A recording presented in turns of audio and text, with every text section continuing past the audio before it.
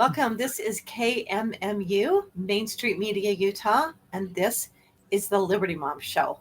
Liberty Moms are the original secretaries of defense. We are the real defenders of the home front. And we are there when it comes to defending our families and our communities. And I am your host today, Dalane, England. I am very happy to have another Liberty Mom on. Her name is Kristen Chevrier. She's been on our show before. Kristen Chevrier is the executive director of Your Health Freedom. Amazing organization, and she's been a parental rights activist for many years, over 20 years. She does have her master's degree in English and has taught school. She's taught English and history, and I'm a history teacher, so maybe that's why I just love Kristen so much. But I think it's because of her willingness to stand up and get involved and active on constitutional principles, including parental rights and consumer rights. And so she founded, as I said, she is the executive director, but also the founder of Your Health Freedom, which is, I love this. It's the epitome of freedom is to be able to decide what kind of medical decisions you want to make for yourself. Those are individual decisions. They're very important. We each get to make it's our body, and we get to make those decisions. And so, Kristen, welcome. We're so happy to have you with us. Thank you. I appreciate you having me on. This is a big weekend coming up here. It is a very big weekend. Today is Halloween, and it's actually my fifth or sixth favorite holiday. I love Halloween. And so, I kind of look like a ghost. So I thought that's kind of perfect for Halloween. And you look quite lovely. So thank you very much for taking time out of your very busy day to be with us. And we have a really big weekend, and we have next Tuesday is a very, very big day. Of course, we won't maybe know how big it is. I'm praying that we will know on Tuesday. We may not. But either way, it may be even bigger than we expect on Tuesday. Who knows? I am praying that it's so big that there will be no question about it. We'll know. Right. And we'll know that people are educated and they're principled, and I really feel like American people are principled. Most American people really are good people, and they want to do the right thing. And that's why I wanted to have you on our show today, because I know there's a lot of people that love President Trump are going to vote for President Trump. People that love Kamala Harris or Biden or the Democrats, they're all in. It doesn't matter what they do. It's irrelevant. They are solidly there. They're going to vote that way. So what we're really doing is wanting to help people who are independent or in the middle or have anxiety about either one of them, but mostly, let's face it, voting for presidents, it's important. It's important who is our commander in chief, who is the president of our nation. Sometimes we give it a little too much importance because we forget the separation of powers, and which branch has the most power is the legislative branch. It's our House of Representatives and our Senate, because they can check and balance the president. The president can't constitutionally pass any laws. I'm not saying they don't, but they have to violate the Constitution. There are a lot of executive orders flying around. There's a lot of executive orders flying around. Which is pretty much governing from the executive branch. So it's legislating from the executive branch. It's passing laws without passing laws to the proper channels. And that is happening and has been happening. But, really our Congress and our Senate they have the power. And so we need to elect people there that will use their power correctly and use it constitutionally, use it appropriately. Right. And we have one from Utah that should be winning we hope on Tuesday without too much delay. Mike Kennedy is moving into the Congress, right? Yes, we will have a new congressman. Yes, that I'm confident that he will win. And I think that is a definite plus, not only for the state of Utah, but for our entire nation. I feel like that's a great move up. So that is a huge blessing. But let's go back to Trump for just a minute. Okay. Yes, let's go back to let's go back to the presidential race, because Yeah. again, I want to address for people who like they don't really like Kamala Harris. They aren't really Democrats, so you can see that there's problems. They know she slept her way to the top to get where she is. They have a Right. problem with that. But then they look at President Trump. They go, mean tweets. He had more than one affair.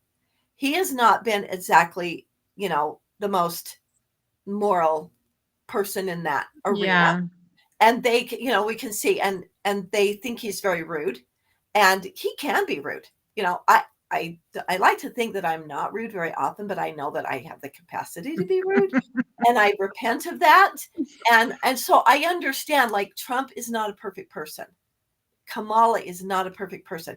We don't really have the pure electoral college that our founders gave us, because if they did, we wouldn't be in this position. But here's what I think people need to remember is we need to make decisions based on where we are, not where we should be or where we wish we were. But here's where we are. One of those two people is going to be our next president. Right.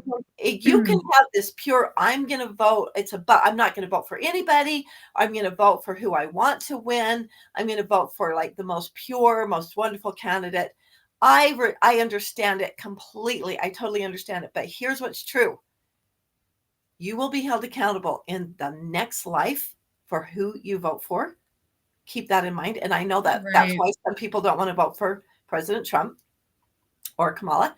And I also know that one of those two are going to be in office, and our freedom literally is the amount of freedom that we have. The restoration of our Constitution is dependent on who occupies our White House, because it is Yep. a very important office. And we're going to discuss all of these different issues. We're going to go through one by one. So I want you to think about that. Your vote is going to count, however you do, including not voting is voting. Right. And I Not I vote think a is lot of people in Utah feel like Trump is going to win in Utah so they voting. can vote for somebody else on the ballot or Yeah, just not vote or yeah. whatever. But like you were saying, the Electoral College is in danger right now. And if the Electoral College doesn't reflect the popular vote, then we're going to have more problems sooner rather than later. The Electoral College is a very important element of the election process, and we need to preserve the Electoral College. But part of the way we can do that is by making it reflect the popular vote. So in Utah, even if you think that Trump is going to win, which I think most people think that that's what's going to happen, I don't think anything is certain in this election. Um, but I would say that if you really value freedom, you value liberty, you want to make sure that your vote makes a difference, that you need to go vote for Trump. And you need to not sit at home. You need to make sure that you're out there. I posted a couple of months ago, there was a graphic that showed how many Republican voters didn't participate in the last election, the last presidential election. Huge, huge percentage of people sat the election out. If Yes. we can go in there with an overwhelming result for the Republican ticket, then it will reflect well on the Electoral College, for one thing, but it will also solidify just the win and make it more effective. I think if we go in there with a marginal win, we're not going to have nearly as effective an administration as if we go in there with a landslide. It puts everything at risk, because it's not really the Republican Party that I want to support. Because Right. when you get into Well, the upper right. Republican Party, there's a lot of corruption in the Republican Party. There is. I'm sorry to say it. What I like about the Republican Party is the platform. The platform is aligned with the Constitution, so I really like the Yep. platform. And so I'm not saying to vote Republican, because Republicans are wonderful. Right. And I'm not saying that either. And I know you're I'm not. not saying that either. Yes, of course you're not. But But but if you vote for Trump, that is the Republican ticket for that race. it is. It is the reality And of where we yeah, are. If you want to, if you want to secure our nation and our freedoms. But I do want to, we're going to have to. And we will discuss in depth the Electoral College at the end. So we're going to discuss, right now, we're going to discuss reasons why you should vote for President Trump if you are aligned with these different issues, with the family, with God, with the sanctity of our country and the sovereignty of our country. So the thing that's really unusual this year, which it's been a long, long time since we had this, is that both candidates have a record. Both candidates have been in the executive branch. The last 4 years, Kamala has been, and the last 4 years before that, President Trump has. So we have a record, and which is really valuable because words are cheap. They're easy to say, but what matters is what you do. And that we know based on Jesus Christ. He said, you will know a person by the fruits of their labors. You will know by their fruits. So we know it's easy to say, I'm for this or I'm against this. But what we know is based on what they've done. And so I think that's really important. And that's what we're going to use today as a criteria, our results, our actual facts and results.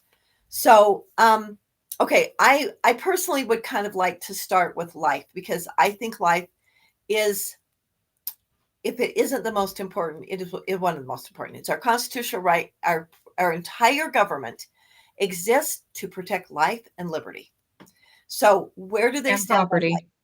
And property ownership. Absolutely. Because you can't have life or liberty. You cannot have liberty without property. You can have life. You can't have liberty without property ownership. There is no way to be free if you can't own something that you have worked for and that you own. So where does Kamala Harris stand on life? And I should say, respectfully say, Vice President Kamala Harris. So I'm just going to sort of say that for the rest of the time, just know I'm talking about Vice President Kamala Harris. So I feel like, we're such good friends. I can just call her Kamala because we're just on a right. So, you're on a first name basis. Yeah, absolutely. I get it. So where does she stand? She has been very clear. She is very, very clear. She's very upset about Roe versus Wade, which did not end abortion. Unfortunately, it did not make abortion illegal. It simply said now each state can protect life on a state basis. But she's been very clear. She wants to pass a national law to make abortion legal for every person. And she refuses to say up to 6 weeks, 12 weeks, up. And in the past, she has said up to birth, that you can have an abortion up to birth.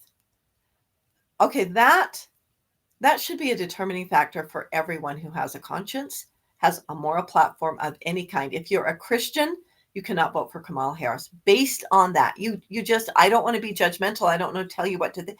But how can you be a Christian and believe in Christ or God and not think that as a mother, we have not only this amazing right to have a baby, like that's amazing. We have a responsibility to protect our children and to protect, as a woman, to protect the unborn that lives within us.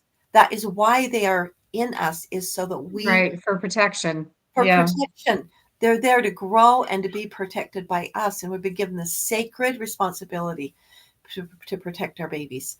And I understand every woman does not understand that. It doesn't make it less true, but they don't understand it. And I do not condemn the woman, but we definitely want to have laws that protect the life of every person, from the unborn or the preborn to the old person. And I agree. I'll say, okay, so then we look on the other side. What has Trump done on the pro-life issue? He was wasn't he the only president to ever show up at the pro-life event? Yes, he is. He's the only one to show up at that. Yeah, He does that says something. That says a lot. It does. Like, to actually just, it's one thing to say I'm pro-life. It's another thing to show up at the pro-life rally, which is absolutely amazing. I would love to invite every single person to go to any pro-life rally, whether it's in your state, your community, or the national one is incredible. But our state pro-life rallies are also amazing. So they are. If you respect the Constitution and that the reason it exists is to protect life, I don't know how you vote otherwise, but that's a big deal for me, a really big deal. Another one is peace. I am not a person who likes to go to war. If you are a young man or a young woman that is single or that is young, this is a big deal for you, because who's going to go to war? It's going to be you. Yeah, it's going to They be the young want to people. bring back the draft, and they want to bring it back not just for young men, but for young women. So no one is safe. There is no one that is safe for this. And do you want to go to war against a country that is corrupt? I mean, Or you do you want to mean go. fighting for a country that's corrupt? Thank you, Chris. That's what I meant. Yes. Thank you for reading my mind. Do you want to go fight for a country that is corrupt, or that is we're fighting for the United Nations that we don't agree with? We are Right. supposed to only fight for our nation and to secure our borders and our nation. And if we go fight in a war where we're fighting in favor of a country that is corrupt, I do not want to be forced to do that. And I do not want my beautiful 4 young sons to do that, or my Right. beautiful young daughters to do that. So we look at the history. Okay, let's look at the record. When President Trump was in office, how many wars did he start? Or how many wars not did he even necessarily start, but how many wars was America involved in during President Trump's reign? I don't even None. remember. None. We never got into Okay. war at all. And the reason, okay, you know what? He puts out mean tweets. That's probably not why, but it probably didn't hurt any. But he also negotiated with every single world leader and Right. made that very clear to them. You mess with us, we will take you out. We can get along fine. We will get along just fine with you, but you mess with us, you're going down. He made it clear. And what did they know? They knew he meant it. It was like, let's just sing, let's just be really nice to each other and just sing kumbaya and everything's good. He let them know. And that is huge to me. I think that is a big issue. So if you care about war for every reason, our young people's lives, do we want to go where we get slaughtered, where our young people put their lives on the line? I don't want that to happen unless it is to secure America and to protect Mhm. America. I am willing to protect America. I'm not willing to other countries need to have their people protect their countries. And I I understand agree. that that's not a simple thing, that like we have to protect countries that would come No, after us. I get that. yeah, because I mean, you look at if countries are truly seeking independence like we were Yes. um before we were born, but the Yes. Revolutionary War, um I can see the temptation to help, but I also do see that we have done a lot of damage in our zeal to be helpful. Because, for one thing, a lot of times these countries are not ready, They're not and the ready. They leaders don't have there the are right. not ready. Yeah. So, And they're I not think there committed is some themselves. discussion to be had Yes. on this issue 100%. Hmm. because I don't want to leave governments that are trying to do the right thing high and dry, but we don't have a really great track record of helping other countries. It's more like we help them into another situation where they're in trouble. And we're extending it. And Yes. then we're losing our own sons and daughters in the bargain. Collateral So damage. I think so much caution is warranted, and there has to be a valid reason or a dozen valid reasons for us to be involved. And we need to follow the constitutional limits that are set. That's the first thing. That's the key, and So, that's what's so great about our Constitution is if we're going to be involved in a war, our Congress has the power and responsibility to declare war, done right, by 435 House of Representatives, 100 senators, 535 people make that decision. Not one person, not a small group of people, but right. representatives that are elected make that decision. And there are times we may need to go to war, but I just want to look at our history. the people, the countries that are our enemies did not attack America or our enemies. They didn't attack our enemies either, because they knew America was strong. We have a strong military, and they knew that our president, with his mean tweets, meant you mess with us, we will take you down. We will not play softball. We will go right in and we will take you down. The Biden and Harris administration has been very weak on this issue, and they've just wanted to kind of play softball. And we know what happened with the withdraw at Afghanistan. What a nightmare that was. You don't announce to your enemy. It was horrific all around for In everyone every way. involved. Yeah. Yeah. And that's the reason we shouldn't get involved, aside from the Constitution. And I think about this. I have so much sympathy for people who are in those situations, because I have friends in Ukraine. I have friends in Russia. I have friends in different places where there's turmoil, and I would like to say, we'll help you. That's the temptation. The problem is that sometimes you cause more problems by helping, and also that we don't have the resources to help everyone who's deserving. So how do we choose who to help and who do we let just suffer? Well, and it is a difficult situation, and it's not something that we are going to solve right here. But what we want to do is go by the Constitution, and then in my opinion, you can only help somebody who has the capacity and willing to help themselves. We don't go there and save them for them. We support them in their own battle to save themselves. I think that's a really big distinction, is if we can help them, but they're putting their lives on the line. They're putting their young on the line. They put their money on the line. But the problem right now, and it's one of the problems with being $35 trillion in debt, is we don't have money to give them. No, we don't have money for ourselves. Yeah. We've weakened our own sovereignty.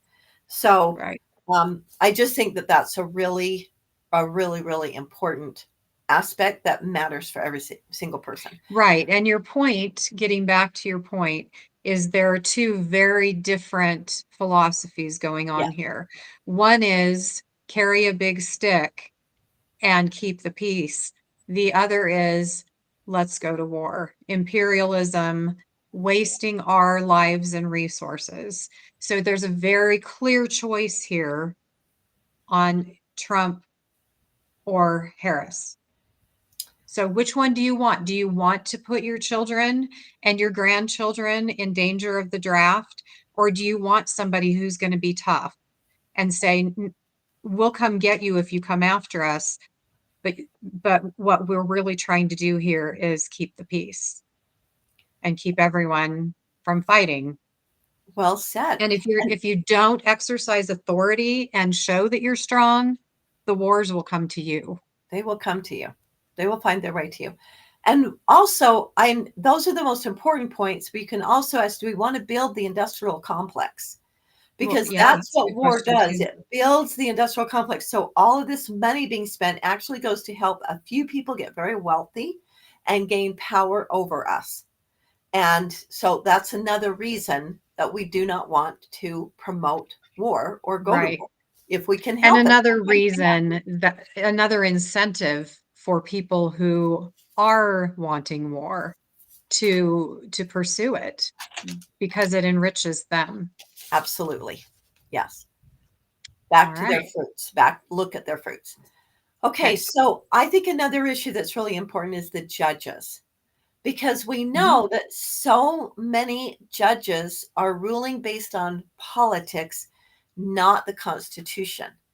And so, and I know people will disagree with me here, and I totally do respect that, everyone doesn't agree on all the judges. President Trump did appoint some judges that overturned Roe versus Wade. Now, you can't say that ended abortion, because it didn't. But the idea was it was constitutional to, see a very bad ruling that was really bad at the beginning. And we recognized that it was an improper ruling at the time it was done. finally getting that overturned. Again, aligning with the Constitution. So President Trump did appoint, I believe, 4 judges. Was it 3 or 4? I can't remember. Yeah, it's either 3 or 4, and I want to say 4, but I'm totally open to being wrong on that. So who would you want to appoint the next judges? Just ask yourself that. Who would you want? Who would Kamala Harris choose?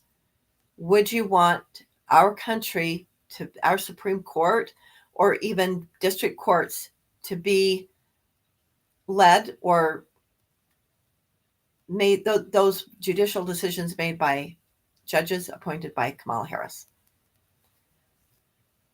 Are you asking me to answer that question? I'm just giving you a chance to inject anything you want to, and it's, yeah, you do not have to answer the question. The thought of having Kamala Harris appoint judges to the Supreme Court is horrifying. Absolutely horrifying. We saw the kinds of things that she did in California when she had authority. And she was mean and unjust and evil and enjoyed being evil. You can see that on the videos of her talking about what she did to parents just because their kids weren't in school.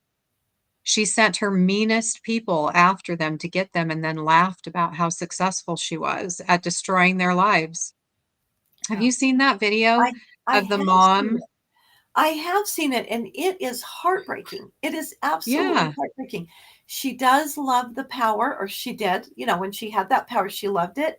And and I just look at how the decisions she made, and how, again, the rule of law was just kind of thrown under the bus. It's like, we have this power, and we get to and decide justice. There was no justice. It didn't play in, no mercy.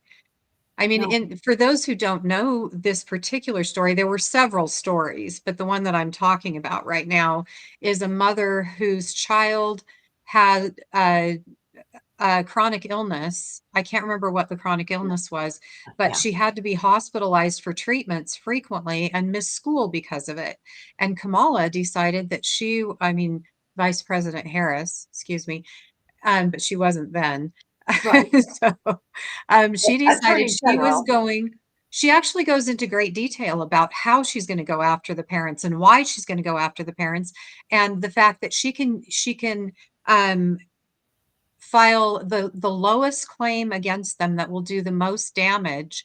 And then once their lives are destroyed, she'll withdraw the claim, or she'll, I can't remember what the terminology is. Yeah. She'll pardon them or whatever.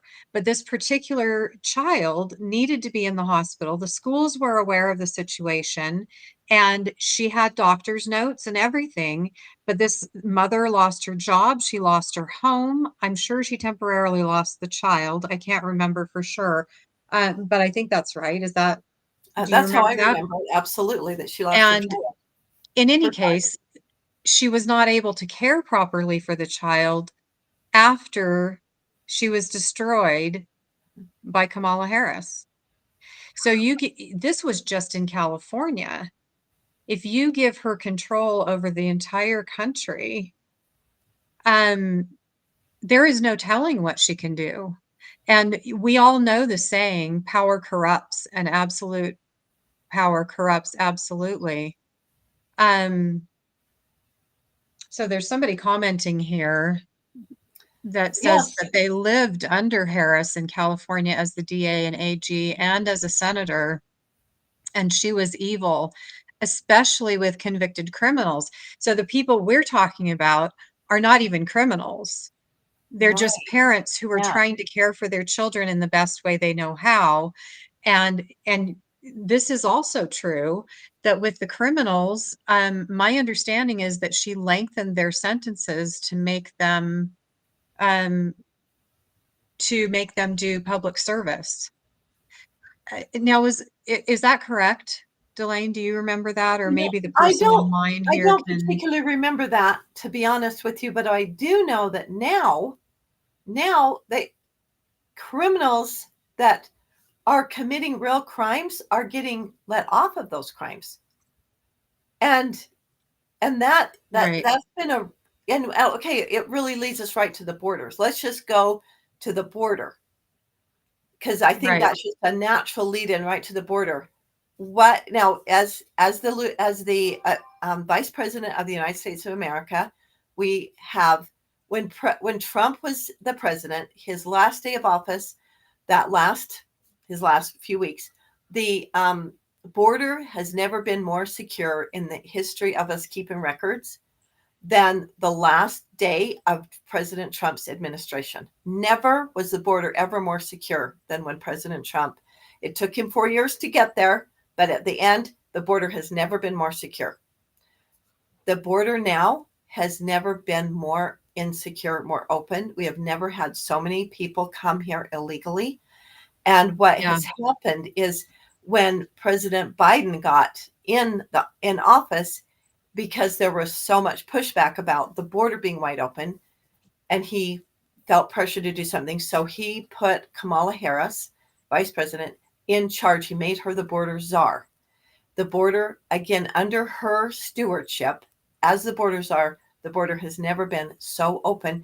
And what we do know is I'm sure I do not question for a nanosecond, there are good, decent people coming across the border. I know that is true.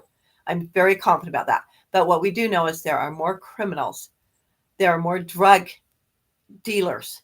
There are more sex traffickers coming across the border openly and without consequence. And they're actually being paid and incentivized to come. We know that Venezuela has opened their prisons. They no longer have crime in Venezuela. They're saying their crime has never been lower. I was hearing that. They have no crime in Venezuela. I mean, virtually, it's just like practically gone. But they opened their prisons. And that's because it left, right? They left the country. And where are they? They're in America. Without any consequence, we don't even know where they are or exactly who they are. They just came in to our country. Okay, I'm going to digress just a little bit here, if you don't mind. So, I don't mind. What I was referring to a little bit earlier is that as California Attorney General, and thank you for the person who sent this in for me, Kamala Harris led a team that fought to keep more people in prison so they could fight wildfires. Wow. So they had to stay in longer and fight wildfires. And then this is from Politico. It says it began when federal courts ruled that California prisons were overcrowded. Anyway, so yeah, she was incredibly unfair, both to people who were not criminals and those who were criminals. Yeah. So she didn't want to, and these were low-level offenders. So she didn't want to release them more quickly because she wanted to have them be slave labor. Right. In the prisons, they would be, complete the workforce in the prisons. Right. And the other thing you asked was how many court justices did Trump appoint, and that was 3. Okay. Gorsuch, Kavanaugh, That's what I could Barrett. remember. I could only remember 3 of them, but I thought it was maybe 4. So, okay. So I want to also open up the phones. You can call or you can text or you can, give us your messages. And that number is 385-899-2134. And I also want to invite anyone who is a Vice President Kamala Harris supporter.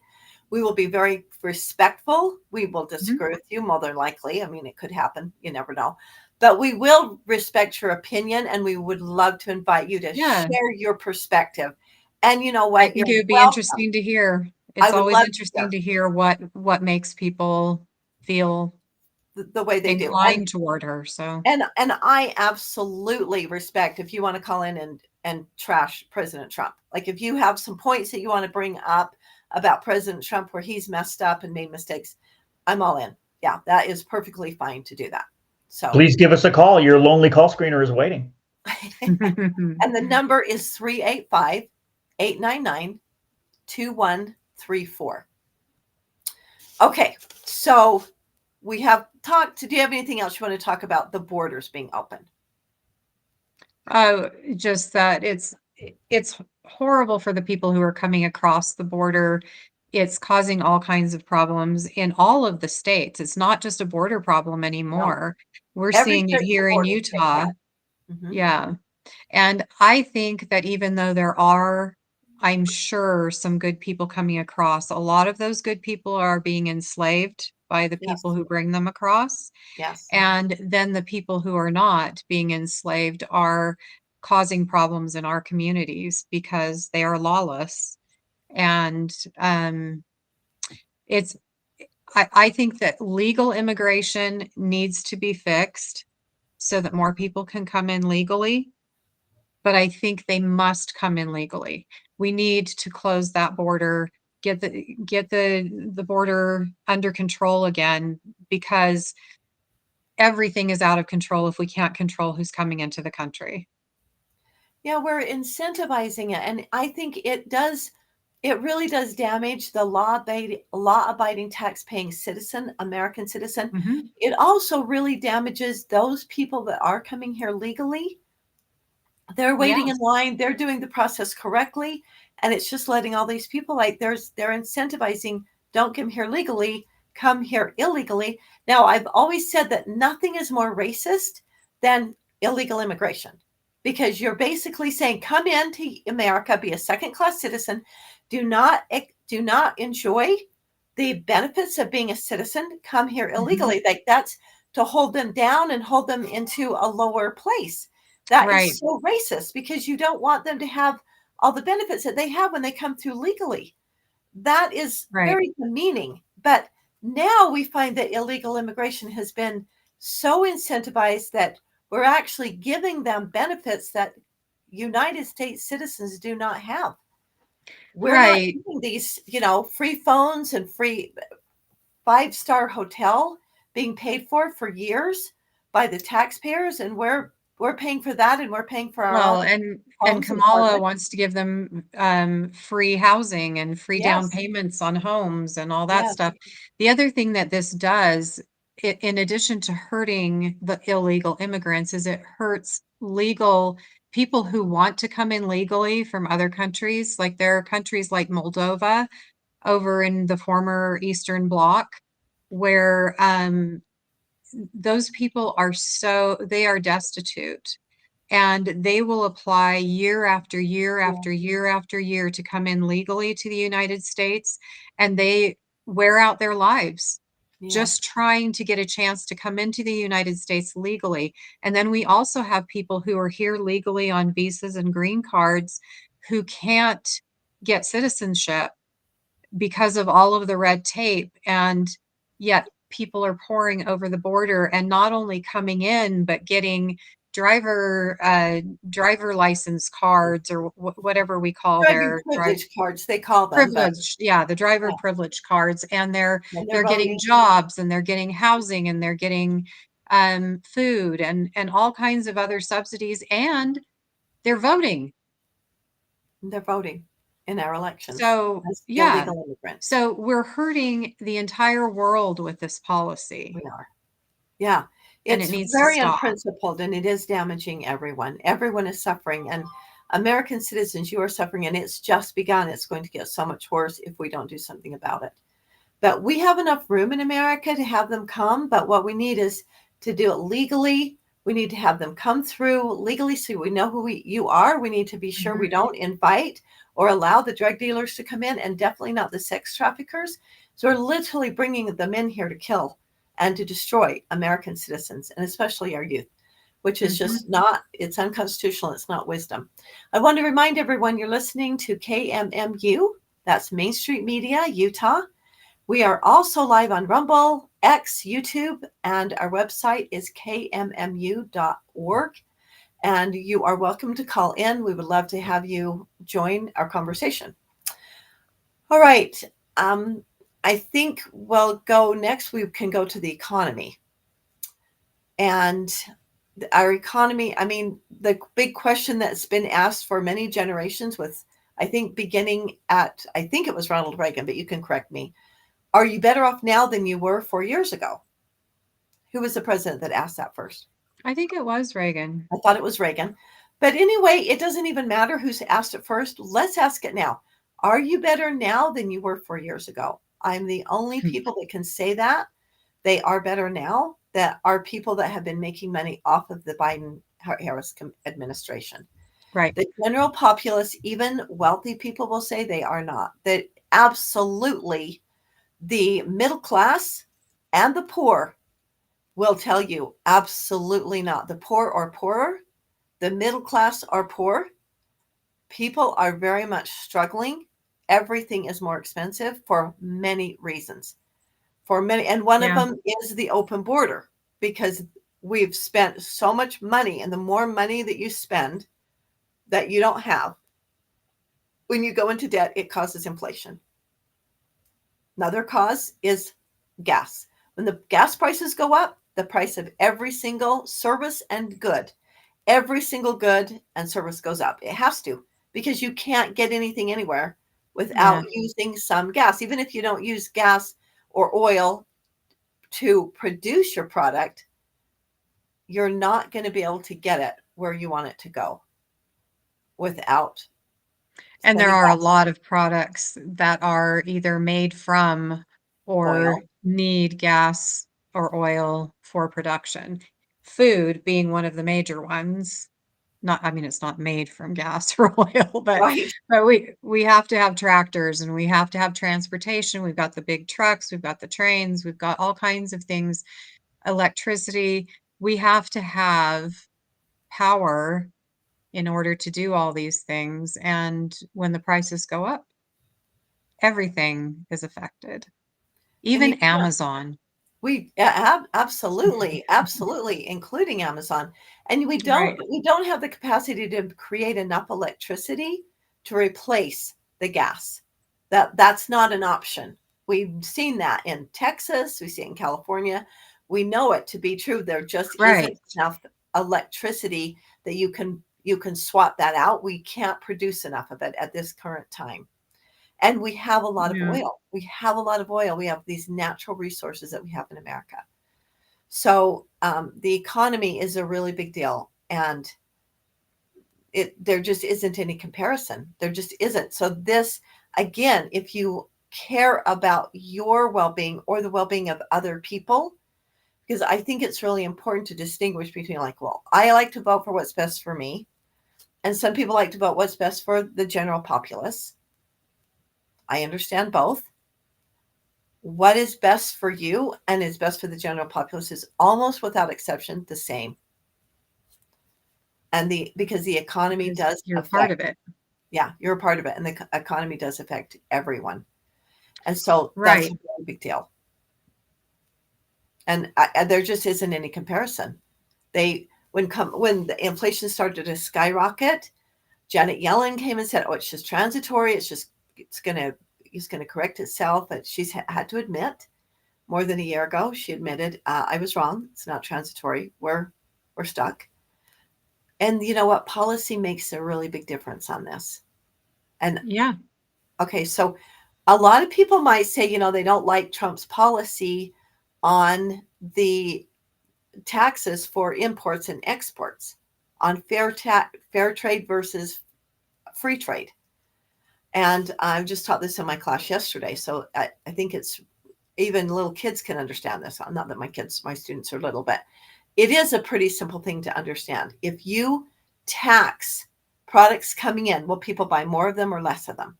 If they cost more, do you buy more or do you buy less? It's pretty simple. You're going to buy you buy less. You buy less things that cost more. And that doesn't sound good. That's like, oh, that's going to cost the American citizen more. But think about the manufacturer.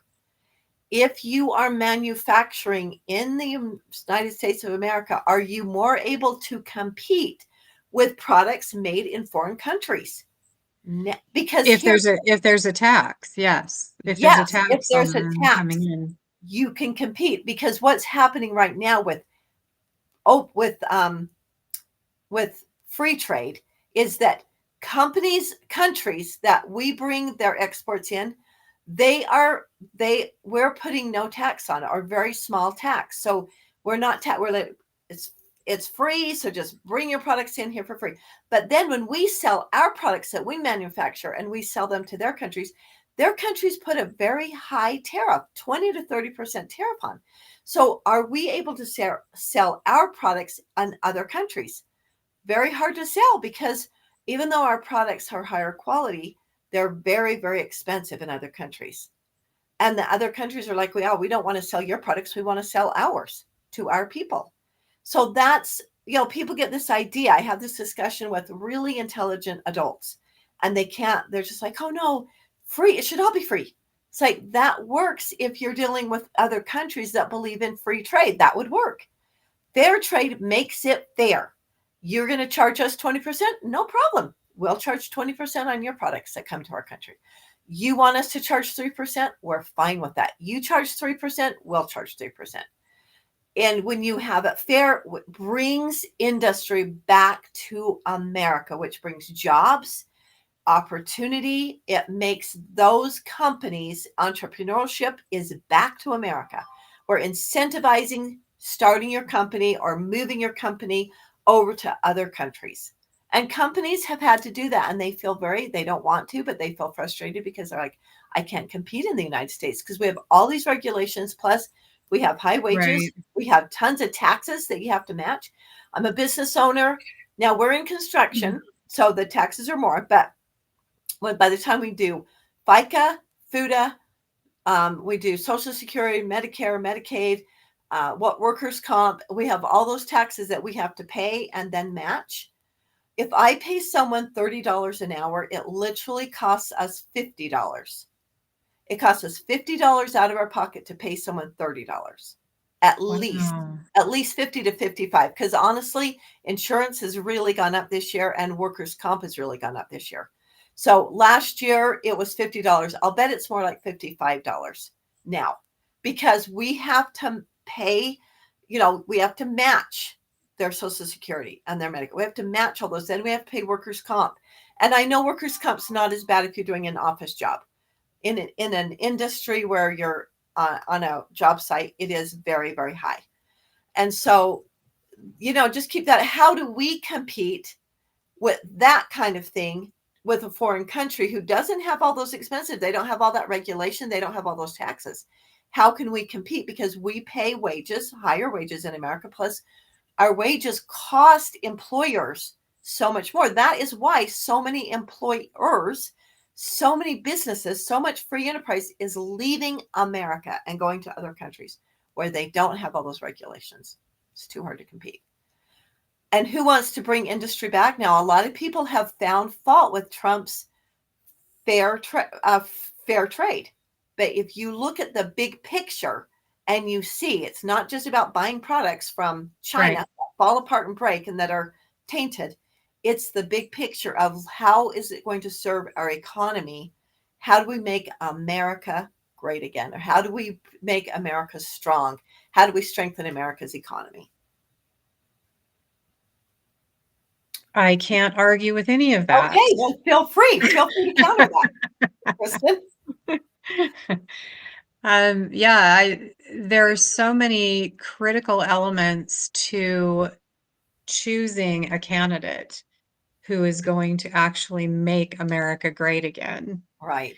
And one of the first things that we need to do, well, there are lots of first things, but one of them is to restore a situation where entrepreneurship can thrive, and where we can have businesses that are paying American workers to do things and create things in America. And the best products I've ever seen are the ones that are created at home. Absolutely. I love stuff made in America because we really do care about quality here, generally. I know it's it's generally speaking. Yeah, but when they get sent out to China, yep, they lose a lot. So I think that's one of the biggest things that we need to do, but there are so many things. And we've covered a few of them. You're giving Americans jobs instead of slaves in China. I love that. The products that are made in America are made by American people that live here. There's nothing wrong with making your own country strong. Much as I love other countries, I love other countries. I love going to other countries. Right, but a I love lot the of other people in other countries. countries stand up for themselves, They do. and we don't Mhm. And generally. if we don't protect our own country, no one else is going to. If we don't stand up for what is best for Americans, no, who is it? Who's got our back? Nobody else. And those countries, I love that those countries are doing what's best for their country. They should. I respect that and absolutely agree with them 100%. They should do what is in their country's best interest. And getting Right, along with America is one of those things that's in their best interest.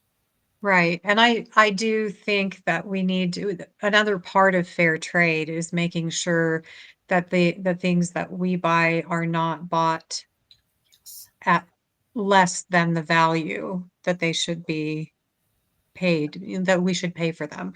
Like historically, I think that there are a lot of indigenous peoples who have made things, and the richer countries have taken advantage of that. And I think that it should be actual fair trade Sure. for the amount of hours that are put in, the labor. I think it should be fair. Yeah, because when you're not, you're literally, I mean, you're kind of creating slave labor is, Yeah. I mean, I know they're not in slavery, but they are financially in Yeah, and some of financial them bondage. are. Yeah, some of Some them of them are. are. Yeah, Yeah. definitely. But Yeah. yeah, okay. I think the next issue that I think is really important is a big deal to me, and I know is a big deal to at least 80% of Americans, and that's the trans issue. Now, right, Vice President Kamala lives in a kind of a, like we all do, in a bubble. Like she thinks she's been very open about this and very transparent. There's not very many things she's open about, but this thing she has been very open about, and we have seen her speak and what she wants to do. And she literally wants to force all of us to pay for anyone who wants to have transgender surgery or transgender therapy or drugs. She wants to force all of us to pay for it. Now, when it comes to freedom, does someone have the freedom in America? Should they have the freedom to mutilate their bodies or take medications because they're suffering from a mental illness? Should they have the freedom to do that? Yeah. Is that what you said? Should adults have, like we live in America, we believe in a freedom. Should an adult be able, do they have a right to, should they be able to partake of transgender drugs and to mutilate their bodies and have transgender surgery? Should an adult be able to? Yeah. Yeah. We're, Yeah. I don't see anybody trying to pass any laws or restrict any behavior in that manner. Although I don't agree with it, I think it's unwise. It actually makes me very sad. It causes me emotional pain. I feel so sad for someone who's I mean, I know gender dysphoria is very real, and I know people really, really suffer from it, and I have nothing but compassion and absolutely feel for them. And I do think that there, people that are preying on those people, but I do not believe in having laws that forbid adults from doing that. No, I I don't don't, either. even though I think it's immoral and wrong, I don't really think that we should stop people. I like to educate people. I do think we should have ways to help people. But do you think that people should have to pay for other people's, like, should I have to pay, should you have to pay for other people, whether they're an adult or a child, to have to pay for No. someone's transgender surgery? No, and I don't think that that is any more, I don't think it's much different from saying that if I want breast augmentations, you have to pay for it. Or if I want a different nose or Because you know what? It's the same whatever it thing. It's is, like, or a I don't tummy feel tuck. good. That's such a good point, Kristen, because it's like, I don't feel good about my body. I don't feel good how I need to change it to Yeah, feel better about myself. It's the right. same. And Mhm. so should taxpayers pay for it? No. And no No, they one's ever shouldn't. asked for taxpayers to pay for it, have they? No, I don't I know if don't people, think I mean, so. there's I mean, would somebody. that fly? Would people really like, Mhm. I don't know. I don't think most people would agree that I need to pay for your beauty surgery or whatever it is, right? And I don't see a difference. And, you don't see the Democrat Party taking that issue up and saying, yeah, you know what? People don't feel good about themselves. The government should pitch in and help them get the facelift or get the nose job done or get their breast augmentation. Yeah, that is interesting that they don't take that up. But Right. And the other thing that people forget to look at is you know how people like to give birthday gifts of breast augmentation or what, I don't know if you know, but but yes. I've heard of it, Oh, where yes. parents say, oh, it's your Mhm. 16th or 18th birthday Yes. and you can go do this. So I feel the same about that as I do about parents doing transgender surgeries on kids. I don't think that that's appropriate. I don't think it's wise. And I think, well, there's so many problems with it. It sends so many wrong messages, and yet we don't look at them the same way, generally speaking. Interesting. Yeah, you're right. We don't. But it is the same, and we do.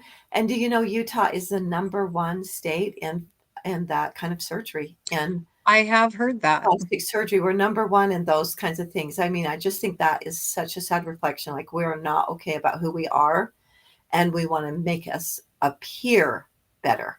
Are we working on our Right, soul and being better? Or are we working on how we look to other people? Do we care right. so much that we're doing the same thing with, And yeah, also, are we looking at the health risks for all of these different mhm, things? And which there there are are serious huge, health huge risks, health risks. huge. Yes. And we For know, because look at how many, I can tell you, I know so many of my friends, because I'm that generation where a lot of my friends, I guess it's been going on, but still going on, that had breast augmentations, and then they found that the products leaked, and then they had to go in yeah, and have another surgery and replace them, or just take them out, and or replace them, because and get all of the toxic fluid that was in their body out, because they and had causing serious health problems. I causing know a lot of very them have serious, had chronic illnesses that yes. have been Because that's caused leached by into their that. entire body. You have all this Mhm. poison put right into your body because you wanted to have bigger breasts. And now you Yeah. either have to have them replaced, or, yes, it's serious health problems. So, yeah, okay. Back to the trans issue, though. Planned Parenthood. Why is Planned Parenthood so supportive of this, Kristen? So if you look at the origins of Planned Parenthood, it was never what we think or what the majority of the people think it is. It's not a philanthropic enterprise by any means. And not pro It- women either. no, it's not pro women, and it is actually racist, Hmm. and it's also classist, I guess, if that's a word. Yes. Yeah. Um, because the intent behind it was to stop the poor people from multiplying, Especially the black. It was to stop especially the the black. blacks. Margaret Sanger was very openly racist. Yeah, She was, I mean, you can go back, you can see over and over. There is so much evidence about it. It's unbelievable. It's so right. transparent. She did not hide it. And And there are she so many wanted the other, blacks to stop right, procreating and right. stop their race. Yeah. Extremely racist. The blacks specifically, the poor people generally, Yes. and also people that they thought were less intelligent. Yes. I mean, the whole thing is just, it's Elitist. mind-boggling to think that people could be so insensitive and unkind and then pass themselves off as being philanthropists. It's it's just crazy. So if you look at the beginnings of it, and then you look at it now and you say, okay, why are they so supportive of transgender surgeries and all of these things that are happening? Well, look at what they did before. And like you were saying earlier in the show, you'll know them by their fruits. So they have been trying to destroy people who they didn't have any love for decades. So I think that explains it as much as anything. Yeah, It's hate, not compassion. it They is. despise. And very elitist. Like if you're not Exactly. intelligent to us, then we don't even want you to live. Right. Okay. Yeah. So Planned Parenthood is the second highest prescriber of the transgender drugs, the puberty blockers and the cross-sex hormones. They're the second highest, and as one of the Planned Parenthood hierarchy, and I'm so sorry because I can't remember his name, but you can Google this. He said, "Oh, abortions are one and done." We're kind of shifted over to the trans movement because abortions are one and done, although that's not necessarily true. It's like maybe 2 or 3, but they're $500 a piece. He said transgender drugs and surgery is $500 to $600,000 per child. This is why they're targeting our children, because not enough adults are doing it. But if they can get our children to do it, they get $500,000 to $600,000 per child that they make. Wow. Because, and if you think about it, the children, when they do it, look at how many children, once they turn into adults or even before, they regret it and they go back. They want to transition back. Well, who makes money off of that? The same doctors, the same people that screwed you up are the ones that you go to fix you. Well, what are the chances of that being a good thing? Yeah, and you can't really go back You can't go anyway. back. No, You you can can't. appear to have gone back. You really can't go back. And that I have 5 what I would call friends that have transitioned. And in one of the committees, they said, the thing is, they don't tell you how much it screws up your body. And you get this euphoria because you think it's going to make you feel better and you're going to just feel, and you do, Yeah. you're so excited and you feel really great. But then you really can't have regular sex and you don't really have the same sensations. And I find that Right. really, really sad. Like nobody is talking about how much you lose your ability to have an orgasm and to really have real great sex. Right. That's So really, you do all of this theoretically because yes, that's what you're looking for. exactly. And that is what you lose. And that is what you lose the most. Yes. It's tragic. It's so horribly tragic. And there is no fixing it.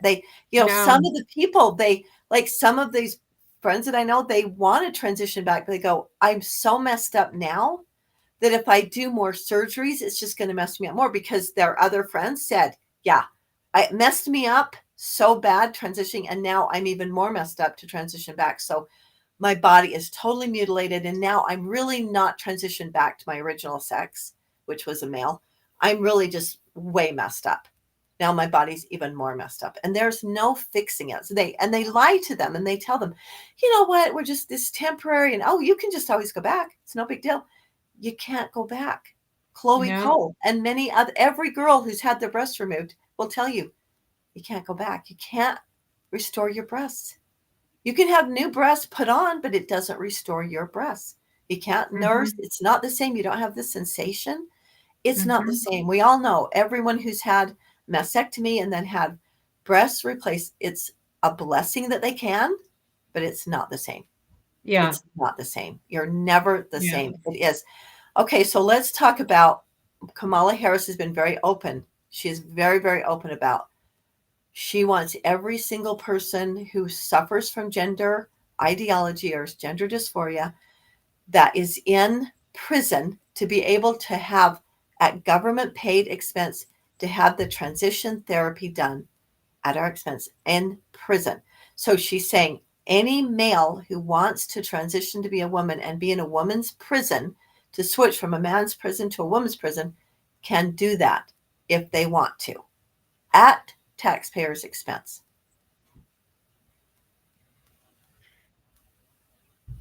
You just got to wonder about priorities here, right? I mean, Well, what are we even thinking about? Like, people who are in prison are there because they are emotionally or morally messed up. So Yeah. is that really the way to help them?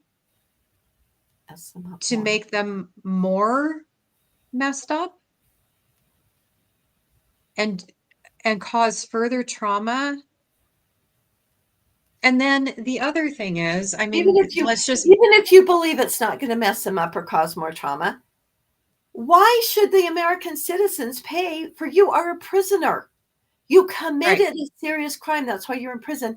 And what about the women prisoners? right. Who now the women prisoners cannot And escape. there's no place for them to go. There's no place to go. It's not like there's a women's prison. Exactly. And let's face it, with so many J6ers in prison, women who did not even, in my personal opinion, being a person that was at J6, who was there, I know there were people who committed crimes. I wasn't one of them, but I know that some of the people that did get into prison did not commit a crime, and yet they're in prison and they're women. And think about how terrifying. And do you think that women ever go to prison? If you're in prison for stealing something, you committed a crime, you're justifiably there. Does that mean you should be able to be raped by a man who pretends to be a woman in a woman's prison? Should you just be like, no protection? Is that how we're going to hold our prisoners? It's just Seems that it's way. kind of in line with what Kamala Harris did as the AG in California, treating prisoners as if they are worthless. I mean, we're supposed to pay your sentence and then reform yourself. That's the idea. Right. Okay, so I was actually going further with the priorities.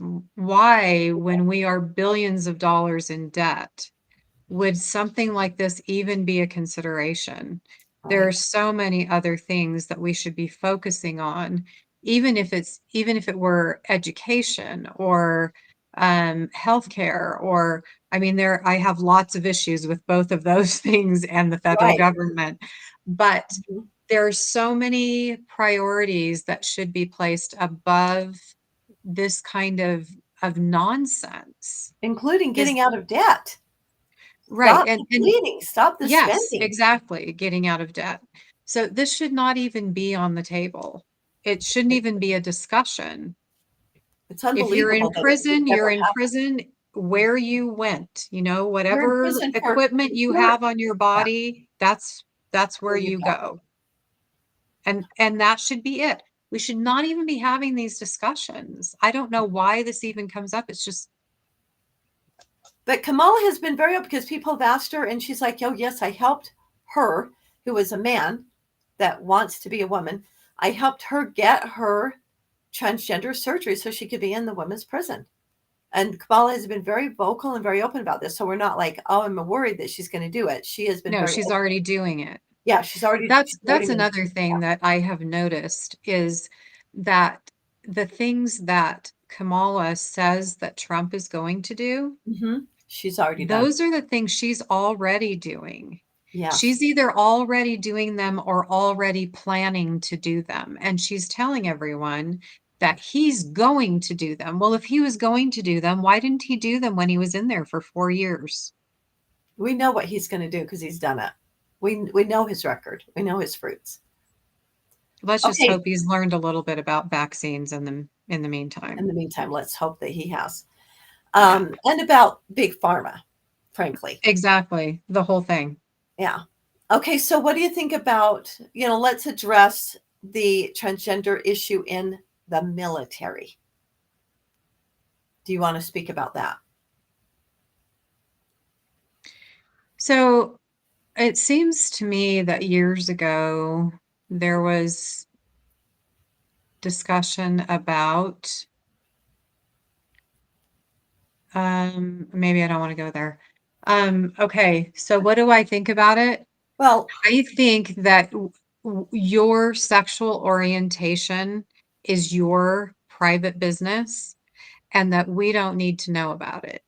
So if you I don't know, if you want to join the military, join as whatever you are and be whatever you are. And then when you go to your bedroom at night, you do whatever you do.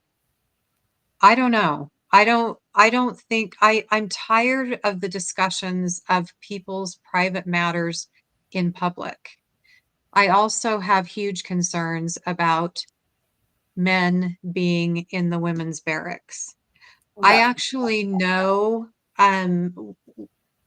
there was a lady who was the sister of one of my neighbors down in Provo, and she was in the military. I think she went to Desert Storm, and she had to fight men away from her tent. Like, she slept with her knife to keep men from attacking her in her tent. So we're going to just put them all in the same tent. Mhm. Yeah, we know that's not a good idea. I think the world is crazy, Dalane. I No just different don't. than the prisons. There's no way that someone who, again, wants to transgender, suffering from a mental illness, should even be in the military, because they do mental wellness checks. People are not allowed in the military when they do these mental wellness checks, and yet we're And having yet we someone still have these issues. these issues, and then again, our taxpayers are paying for people in the military to have sex change, which there's no such things.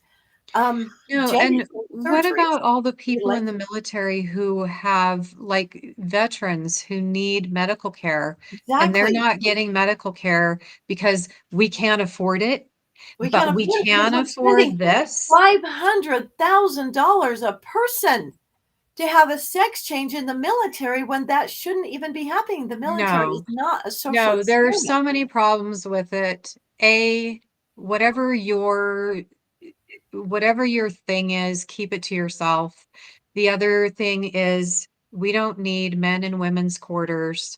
And the other thing is, the money, if there is money at all, should be going to take care of our military people who have been injured in the line of duty. It should, Or to or who create a need to strong just buy military. food. Yes, What? exactly. Well, or to create a strong military, so that Right. the military that we have can literally have what they need to go out and defend our country, to secure our borders, and to be strong and be trained and have a strong But military. you know that the point of all of this, the underlying point, is destruction, It is.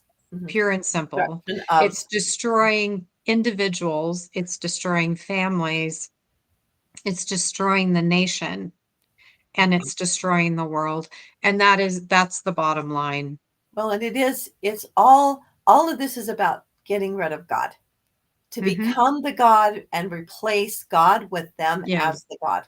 I mean, the destruction of the family is to take God out. They want to take God out of the public square, out of the schools, out of the military, out of everywhere. Just remove God. And nothing says there is no God, or removing God, like saying, God screwed up, you're in the wrong body, that we Hmm. doctors can fix that, which they can't. Right. You can't change your DNA. You can't Nope. change your And you sex. can't transfer over the natural feelings and everything that comes with your body. You Yeah, can't. it's a horrible, disgusting lie, and it's just pure destruction. And there is an author of destruction. There is somebody who wants to destroy human beings and their bodies, and we know who that is. And we know who that is. And some And people are falling in this is line. his plan. Yes, right. Yep. Okay, and one of the most important issues, and we need to wrap up because I want to talk about, we want to kind of move on to a topic of talking about how to be effective and how to, have proper demeanor. But one more issue that I think is maybe the most important, right along with pro-life, with protecting life, and that's religious liberty. And that is a super important issue. And there's a reason the founders, when they created the Bill of Rights, they made religious liberty the number one thing. It's the very first thing they mentioned, because all of our other rights hinge on religious liberty. Everything else is, because what do you speak? What do you need freedom of to speak about? It's your closely held belief system, your religion, what you hold as dear. the truths that you Yeah. hold, even if someone else finds it offensive or they don't agree. What do we have the ability to assemble for? So we can assemble with like-minded people that have the same beliefs, and also to assemble with people that we don't agree with, but to be able to. And we know that we can look at so many places and cases where religious liberty is very much at risk. It is very, very much at risk. And again, Vice President Kamala Harris has been very upfront and very open about how she feels about that. And she doesn't want your religion in the public square. She's like, oh, you can believe what you want to. Don't bring it out to the public square. Do you have anything else you want to say on that? And you can talk about President Trump, what he did regarding freedom of Well, religion. the difference is so stark. It's night and day. It is. You've got Kamala at the rally telling the guy that he was at the wrong rally and he needed to go Yeah, down the street. Two people, because And they then mentioned Jesus Christ. So he says, oh, you're at the wrong rally. right. And then you have Trump who's praying at his rallies. So I And think he's it's telling pretty clear. people, yeah, he's telling people, you can talk about Christmas, say Merry Christmas, not Happy Holidays. We got he did get rid of the Johnson Amendment. That is huge. And so there are, and religious liberty, if you think that it's not at risk, I'm just telling you, it is very much at risk. Oh yeah. It is All kinds of liberty are at risk yes, right they now. are. Yeah. It's all on the chopping block right now. And what happens between now and Tuesday is going to decide the future of our country and our children and our grandchildren. All of it, religious liberty, health freedom, the Second Amendment, the First Amendment, it's all there. Yeah, It's all there. right on the block. Yeah. Yeah. And our we have a economy. choice. We have a choice to make an overwhelming to make our will known in an overwhelming way. Yes, we do. Or we can just sit at home and let it all happen to us. And think that we're being very righteous because we don't want to vote for either one of the people that we don't. Right. Nobody on earth is They're perfect. not perfect enough. Yes. And if the people who are sitting at home thinking they're being virtuous because they're so good and the candidate that they don't want to vote for is so bad, well, I've got news. None of you are perfect. Kristen, that might shock a lot of people. They're thinking, they're just not perfect enough. I need a candidate that's more perfect. Right. The only perfect one is not on the ballot. Right. And there are times in the scriptures and throughout history where God has taken somebody who was doing all the wrong things and he has turned them around and they have done the right things. They're still not perfect, but he's used them. They were willing. They were someone who was strong and tough and willing to do the right thing, even though they had flaws and they weren't perfect. You can go all through history over and over and see where the Lord is. Because who else is he going to use? Many times. Everyone he uses is in that category. Is flawed. Everyone is flawed. And some people are more visibly flawed than other people. Some of us put our sins right out there, and some of us hide them a lot better than other people do. Right. So I think if we have a choice to accept the choice that's in front of us, I don't think voting for somebody else other than one of these two is going to make, well, let me rephrase this. These are the two. Voting for anyone else is either like not voting or worse than not voting. Yeah. So, there are some people who probably need to hear this right now that are going to vote. Just because you think he's going to win in Utah doesn't mean that you can go vote for somebody else. Yeah. Because we need an overwhelming support for him so that we can show that the country really was behind him and that we weren't all fractured all over the place. And show that we really do respect what he's done, the sacrifices he's made, the fact that he has had 2 attempts on his life and he's been protected. Is it only 2? I think Yeah. it's 3. Okay. Well, 2 that I know of. Okay. That he has been protected from. Please inquire of the Lord. If you're feeling like I just can't do it, please, I ask you to inquire of the Lord. I've been there. I have been there. I'm just like, I can't do it. I just do not respect him. I know I don't want this person, but I just can't. And I do understand it's hard to vote for somebody you don't want to win. When the first time Trump ran, that's totally where I was. I don't want to vote for someone I don't want to win, but I must do everything in my power for my children and my grandchildren's sake to keep them from living under the tyranny that will come if Trump doesn't win. And so I inquired of the Lord. I asked God because I really needed help. And I'm not saying God will give you the same answer he gave me, although I don't know why he wouldn't in this case, but I expect I ask you to inquire of him who knows all and ask him. But we've never had a perfect candidate. And I know it's hard to vote for somebody you don't want to win. But in this case, why do you not want President Trump to win? Why? What is he going to do to you that you don't want? Because his record is not flawless. But the other side is saying a lot of things. Yes, they are. That he's going to do. But like I said earlier, the things that they are saying that he's going to do are the things that they are already doing or they're planning to do. I'm going to point out just one more thing that we need to focus on, because if we as a people do not turn back to God, and we have really not been paying attention to God the way we should be. Yes, we have. We have left as a people. And even as Christian people, even as LDS people, we have gone through the motions for a long time.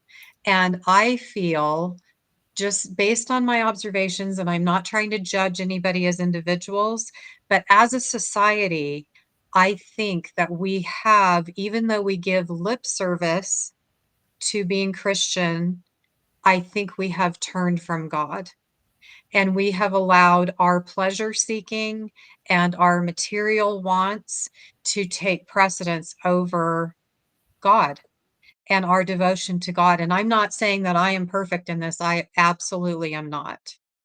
But what I am saying is that if we don't fix it, we're done no matter who gets elected. So we need to fix it. And I think that, more than anything else, will save our country. And Dalane is frozen.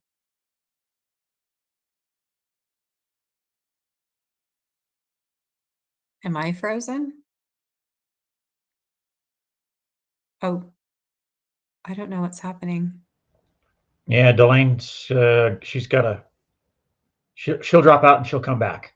Okay. Probably a bandwidth thing.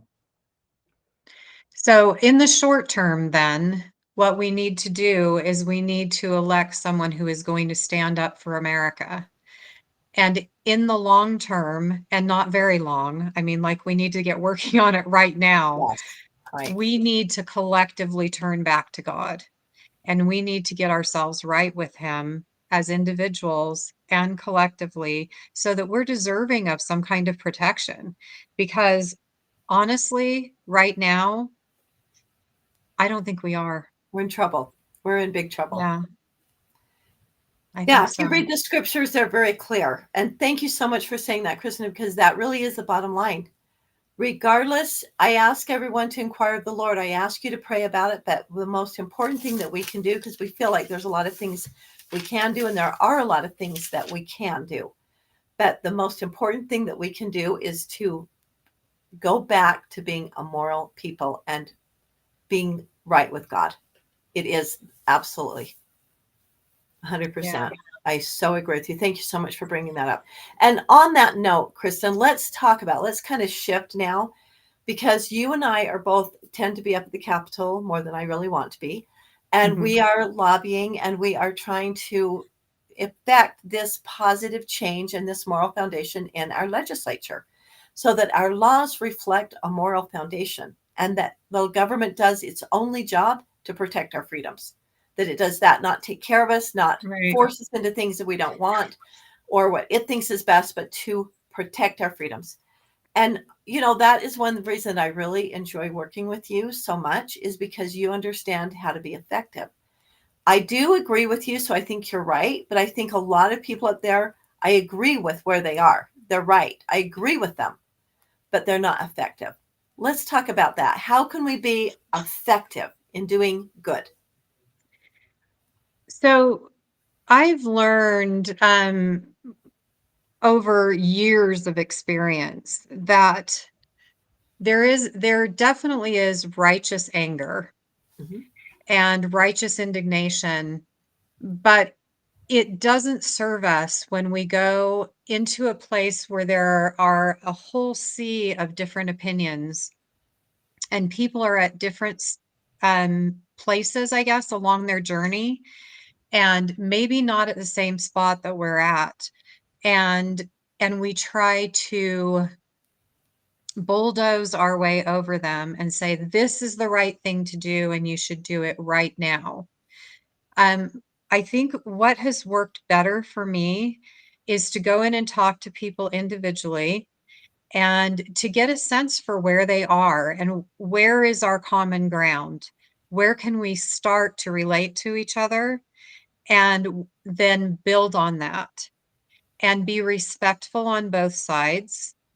Hopefully on both sides, but at least on our own side, we can be respectful and we can try to help explain our position and show why it's important.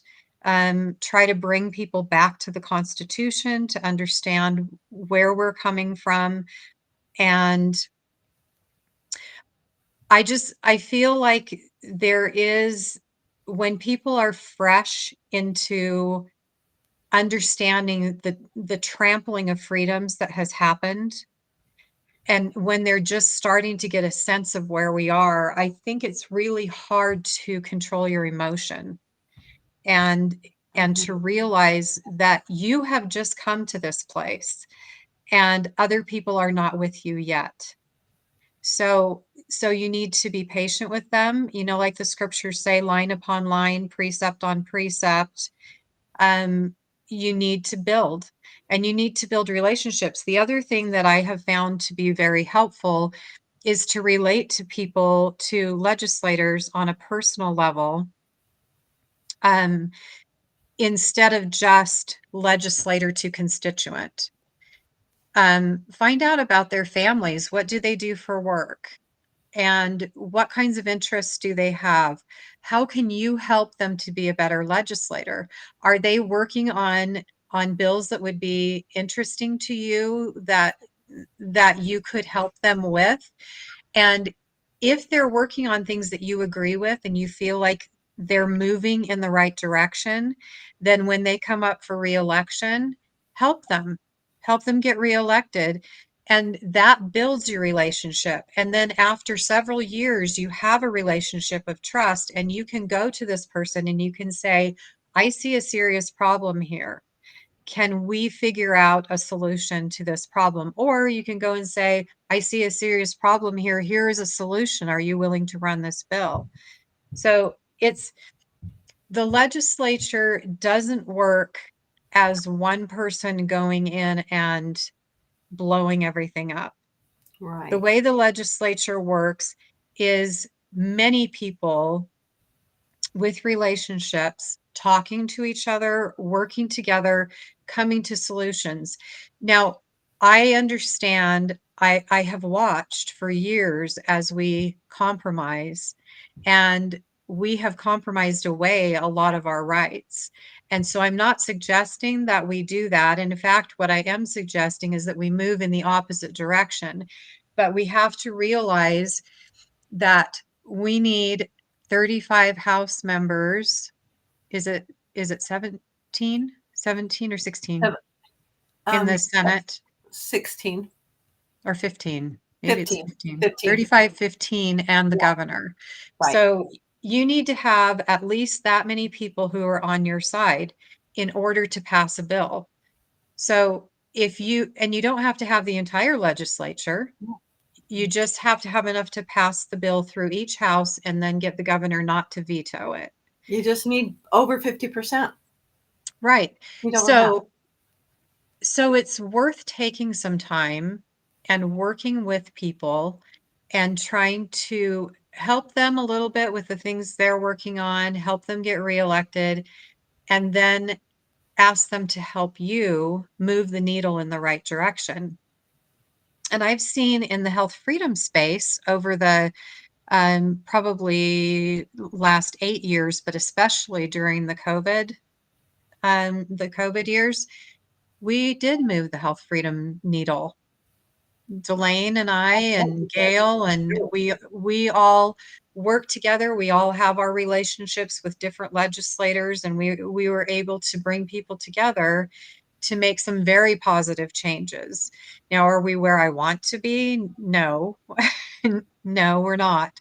But we are far closer than we were. And I know that I'm working on at least 6 bills for next session. So there are changes being made, but the key, I think, is to try to slowly move the needle and not to try to bite off too much all at one time, and not to disparage people and create enemies, because that doesn't help you move anything forward. We don't have any success there. And, I mean, we want results, but we also want to do what works. We want results, and we're not, we don't usually get everything we want in one bill and one time. I always look at a bill and go, never have. does this get us closer to where we want to be or farther away? So sometimes we support a bill that's not perfect because it is better than current law. Mm-hmm. And if you don't have relationships with people, they're not working with you. Yep. And again, none of them are perfect, but we tend to have this idea that they're all horrible, and that is so not true. It just isn't true. They're not the enemy, and we can't hold them as the enemy. No, I think most of them think that they are doing the right thing. They do. According to what they understand. Yes. And so if you can make arguments that take into account their biases, that's also helpful. Like, for example, somebody who is liberal is going to see things very differently from somebody who is conservative. Conservatives are usually going to go to the Constitution or the scriptures, or other religious kind of documents to support their arguments. But if you're a liberal, and I've had this discussion with a friend who is in the health freedom space, but he is also a liberal, and he said, if you try to support your arguments by going to the Constitution and the Bible, then they're just going to laugh at you. Right, because they don't care about it. And that's hard. That's hard for me to swallow. That's hard for me to think that somebody could just discount those important documents. But I have to understand that in order to work with people, that's just where they are.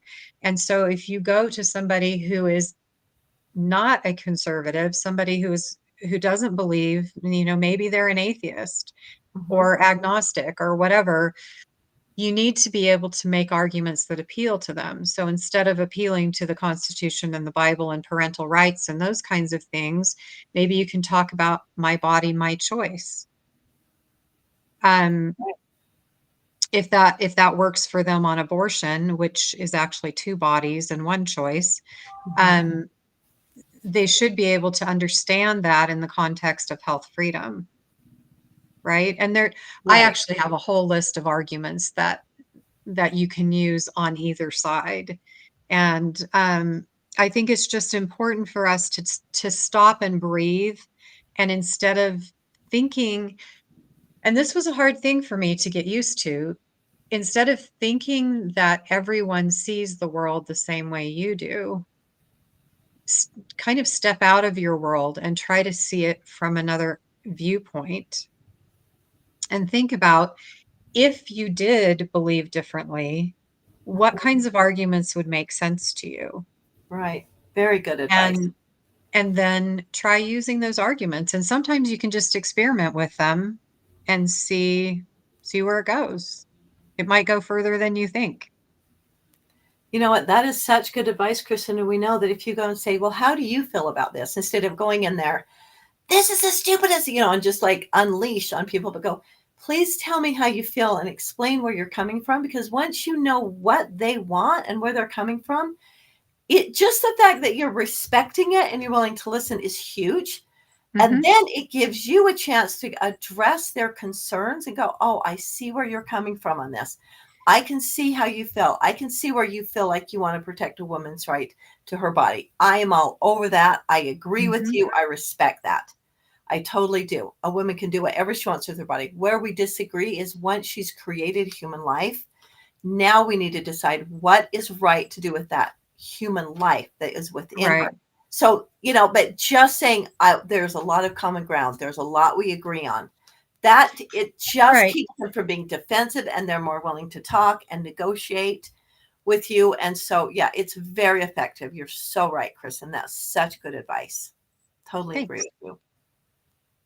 Okay. It works. We have 2 minutes. Do you have anything else that you would like to share with us? You can tell us about Your Health Freedom. It's yourhealthfreedom.org. That's right. So our organization, we've been around for 10 years now. So we predate COVID by quite a ways, like 5 years. And we started out working with the legislature on a bill where they were trying to make the one-time exemption for childhood vaccinations in the schools into an annual exemption with fees and requirements to go to the health department and all kinds of nonsense.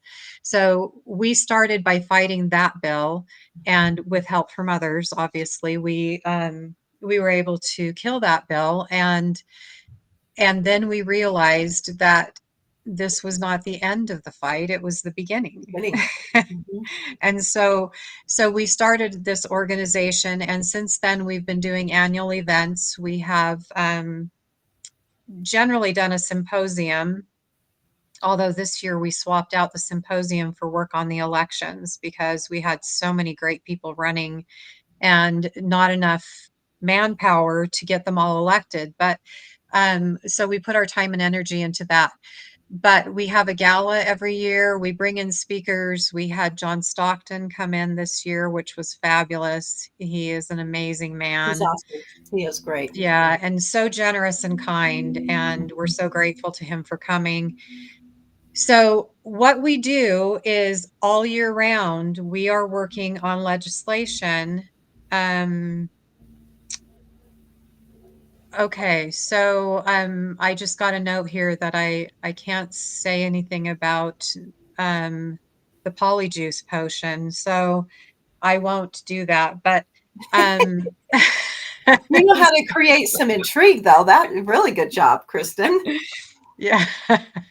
So I won't say any more about that. But what we do is we work to get informed consent. And that's across the board in medical decisions. You should always have complete information and the ability to say yes or no. No. And the right to say no if you want to. The right to say no without any kind of penalty or coercion. So that's what we're about. We work year round on bills. We've been working on data privacy. We've been working on food, protecting the food supply, choices in medical freedom of all kinds. I don't know. I also work on other things, but that's what we're about. And we would love to have people get involved. You can sign up for emails. We send a lot of emails during the session. The rest of the year, it's fairly quiet, except for when we have events. But I mean, even then, it's just about the event. So join us. We have a community. We have a lot of people involved. And thank you, Kristen. Our time is up, so I'm so sorry to cut you short, but we appreciate that's fine. Yourhealthfreedom.org. Thank you so much for being with us. And please please get out, and we hope that you will make a good decision on who to vote for and get involved. Thank you so much. Have a beautiful day. And remember, Thank you. you are the guardians of your liberty.